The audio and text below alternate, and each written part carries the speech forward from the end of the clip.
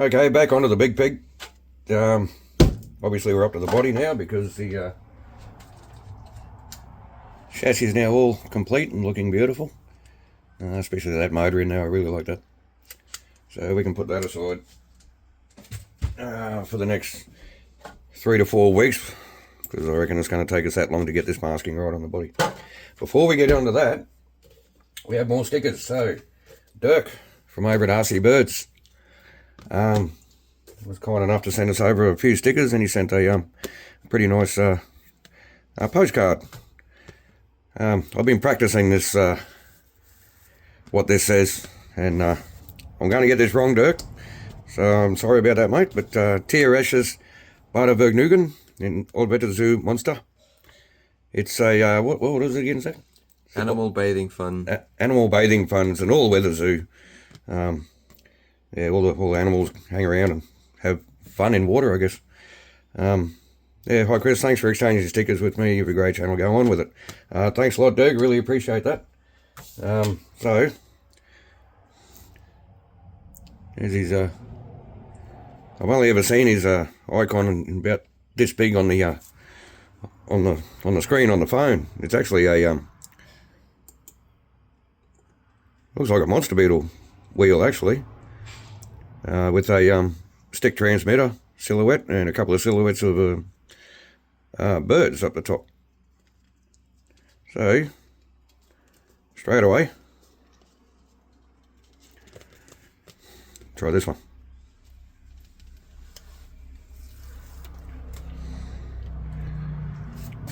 You can go right down here, right underneath Phil there, and right next to Glenn. Very nice. And while we're at it, let's put one on the old lunchbox. So we got Phil up here. We got Glenn down here. Glenn on the back as well, Riviera. So where's Dirk gonna go? I reckon probably right here. By the time we finish this, pretty much all of these original stickers are going to be covered up, so I'm not too worried about it. We are getting another lunchbox one day to paint up properly as box art, and that'll just live on the shelf, and this will be forever the runner car, and also showing off other people's channels. So there we go. Once again, Dirk, thanks mate, and thanks for your stickers, and also thanks for your support. You always comment on our videos, it's really cool.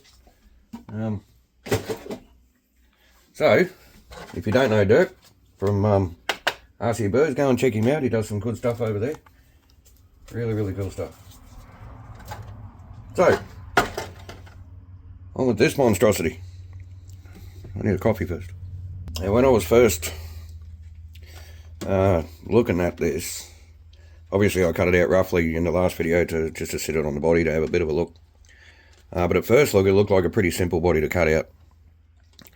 But then I realised you've got to get right into these little spaces in here on both sides. They're for your shock towers, and the corners up here will be not as bad as them, but yeah, a little bit tricky. I'm just not going to get in there with the Lexan scissors, and even if I score and snap with the knife, it's going to be difficult, I reckon. So what I'm going to try and do, very carefully, is get the old Fordham. That's a 3mm drill bit, and I'm going to try and drill on the corners where the lines meet up, so that then we have a termination point for when the scissors actually go in, so I don't have to actually cut to the end of the line. Because your plastic, when you do that with the scissors, your plastic actually gets a bit of a kink in it like this, and it's just a little bit ugly. So you can watch me bugger this up as I'm doing it very carefully.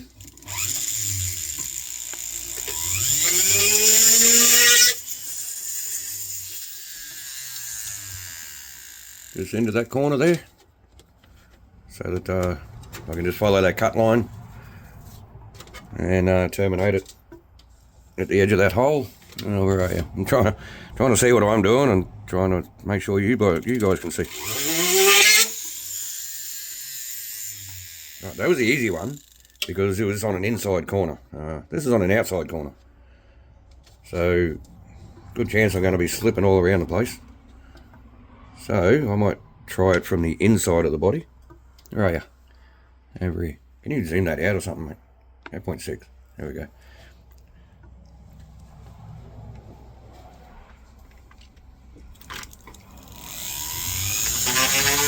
Alright, that's not going to work. No matter if it's on the inside of the body or the outside, I'm always hitting a raised edge, so it just wants to walk on me. So, I'm going to get the body reamer out. So I'm just going to start that off there. Actually, if I just make that a little bit bigger now, I won't have to come in with the drill, will I? Yeah, I think that'll do it. I think I went a little bit too far with that one, but should get away with it. Now all the rest, I can just follow these around with the scissors, and that one in there we can get with the knife, I reckon. I'll have a go at this one with the drill. Okay, so can you see that? So all I need to do now is just follow that line with the scissors and that line with the scissors, and it'll just meet up with that hole, and there won't be any hard corner cuts in the body. So you can see the black lines where I've traced over the cut lines. I do that in the tricky spots just so that I don't get lost, because for me anyway, sometimes these cut lines are difficult to see. So I'm just going to start cutting this one out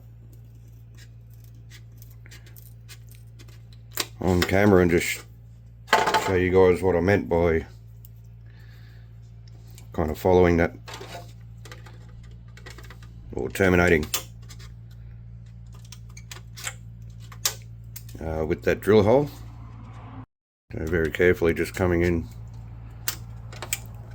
to meet up with that hole, and again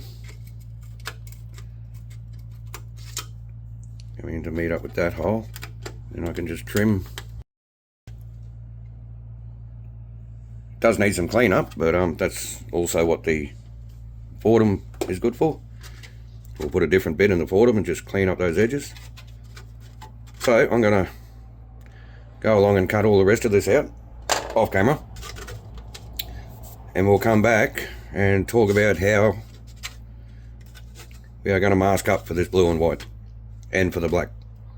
Alright, so we'll see you in a minute. Alright, body's all cut out. It's really one of those bodies you need to take your time with and spend a bit of time sanding up rough spots and stuff like that. Now, I don't know if I built something wrong or if this is how they just are, but that is a really tight fit over the chassis, and you've actually got to put pressure down on it for it to actually sit where it needs to sit. Anybody built one and owns one, Marky RC, I know you've got a few of them. If you're watching this, if you can comment, just let us know if that's normal, or because when you sit it down where it wants to be, the edge of the chassis, the tub chassis, is actually rubbing against underneath the body. So we're going to have to line the body with silver tape, which in turn is going to make it tighter, you know. But you really have to press down on the nose of this body to even get a body pin in there. So, and I've trimmed up, trimmed up really close to the body line, but it's actually, the body's actually hitting on the top of the chassis here, and I think it's actually hitting on the bulkhead here somewhere. So yeah, that's an interesting one. So if you know about that, let us know, and if that's how it is, then that's how it is. I mean, by the time we see your comments, it'll be done and painted and finished anyway. But it'll be interesting to find out. So we also cut out these wheel arches, quarter guards, whatever you want to call them. They sort of get, after it's painted, they get sort of double taped in there, sticky tape, one on each side. So now let's talk about masking and painting. So obviously we don't have to mask these up. These are just straight white. Just blow in there with white, and that's it for them. That's easy. The body itself, 3 different colours: your blue, your black, and your white, which is downstairs. I don't have it here. The black is for this cockpit area. Now it's telling you in the instructions to mask off the inside of the entire body, way up in here, and spray your black first, and then mask off for the blue, spray that, and then spray the white. You should always spray your darker colours first for polycarbonate bodies anyway. That's some tricky masking for me to get up in there and do that. So I'm not going to do that. I am going to, it also tells you in the instructions to cut out these side stickers to use as guides. We're just going to use some masking tape to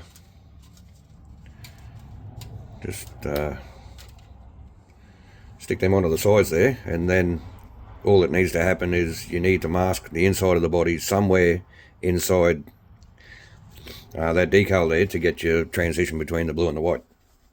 The good thing about that is your mask line doesn't have to be perfectly straight. As long as it's inside the sticker, you won't, once the sticker goes on, you won't see it. The bad thing about that is that transition line is right up inside this wing here. So you got to get right up in there with your mask, and also right in here as well. So that is not going to be fun. But we're going to do it. I'm not going to do it on camera, I don't think, because it is going to be quite frustrating. But once that mask is done, we're just going to finish masking off for the white on both sides and spray the whole thing blue. Now for the black, for the PS5, I'm just going to cut away the protective coating around there and spray it on the outside. That'll give us a nice sort of satiny kind of finish. The driver itself gets stuck in there with double-sided tape. I've still got to trim this part off here, but it does have a hole there for a screw, so if it turns out the tape doesn't stick to the paint, we can always drill it out and chuck a screw in it anyway. So that's not a big deal. I've done that on a few different cars. Cut away the protective mask and then just spray on the outside. And the protective mask, if you cut it just right, it's better than masking tape. It's really, really nice. So Zach's going to get out the masking tape, and we're going to chuck these stickers on the sides, bring it back when that's done, give you a quick look, and then we'll go away and mask it in peace and harmony, and bring it back when that's done. So we have our decals on for a guide, a masking guide. Down here is obviously going to be quite easy. It just needs to be somewhere in between, somewhere inside that blue paper there. Once it starts getting up into this area, that's where it's going to be tricky. But we'll give that a go. And also on the back here, these decals don't go all the way around the back, but this whole back area here is supposed to be blue. So that mask has to actually come down on this corner here, so just have to see how we go there. Alright, so that actually wasn't as bad as I thought it was going to be. Where's one of those stickers, mate, here? I had it in my head that your masking had to be obviously somewhere inside this this sticker, but I had it in my head that it had to be like inside the sticker. Until I started masking it out, and then I realised, no, you're an idiot. You just have to mask below the top line of that sticker, and your mask can sit anywhere underneath that top line. So you can see the mask isn't at all straight or even neat, but it doesn't have to be because it all gets covered up by that decal. Now we obviously need to mask up the rest of this, because where the masking tape is got to be white and the rest is blue. But to save on your masking tape, Tamiya do actually put masking film in each and every one of their kits that you buy. You probably don't even know about it. The bags that your stickers come in, when you cut the bag open, it makes perfect masking film. It's the paint can't get through it. It's waterproof. The tape sticks to it. Maybe you guys have thought of that before, but for those of you who haven't, like for years I used to try and find writing paper or newspaper or brown paper or some kind of paper to mask up bodies. Then I realised this stuff's perfect, so I'm just going to cut a piece. I think it's going to be big enough, and that's just going to sit in there like that, and then fold over the other side. I'll just show you that real quick, and then I'll do the other side off camera, and then we're just about ready for paint. So I'm just going to lay my masking tape half on, half off, and obviously I didn't cut it long enough. Half on and half off, so that when you put it in there, it can obviously stick down both parts that you need. And I've been using a cotton bud to get up in these tight areas in here.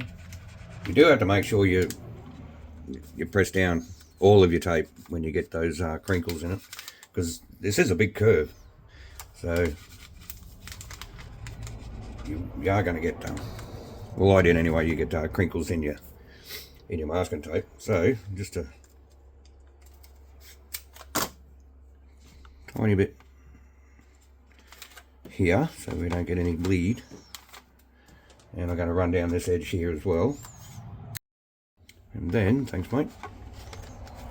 It's also very handy having Zach here to hold onto this body, stand it up for me, because I really would have struggled otherwise. So that can now just get folded over like that. Basically just taped up. Now we've got this pocket in here that the paint can get into. So a bit like wrapping a present, really. Just fold it over and tape it up where you need to tape it.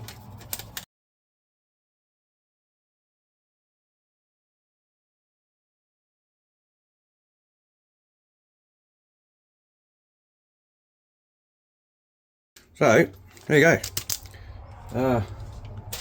Kit supplied, masking film.